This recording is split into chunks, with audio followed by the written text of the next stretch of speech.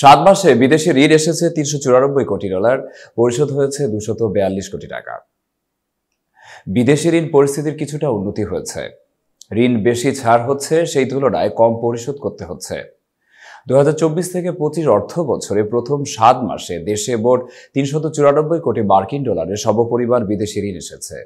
এই সময়ে ঋণের সুদাসল পরিশোধ করতে হয়েছে প্রায় $242 কোটি।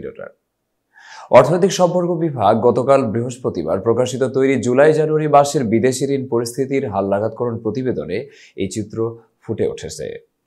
অবশ্য অর্থ বছরের শুরুর কয়েক মাসে বিদেশি ঋণের অর্থ ছাড়ের চেয়ে পরিশোধ বেশি হয়েছিল। গত 7 মাসে বিদেশি ঋণ সবচেয়ে বেশি এসেছে এশীয় উন্নয়ন ব্যাংকের কাছ থেকে। জুলাই-জানুয়ারি সময়ে সংস্থাটি দিয়েছে প্রায় $110 কোটি। এছাড়া বিশ্বব্যাংক $88 কোটি ও জাপান $69 কোটি দিয়েছে। ইয়ারডির এই প্রতিবেদন অনুযায়ী ডিসেম্বর ও জানুয়ারি মাসে বিপুল পরিমাণ বিদেশি ঋণ ছাড় হওয়ায় গত 7 মাসের সার্বিক হিসেবে ঋণ পরিশোধের পরিমাণ বেশ বেড়েছে। এই সময় প্রায় $150 কোটি বিদেশি ঋণ ছাড় হয়েছে।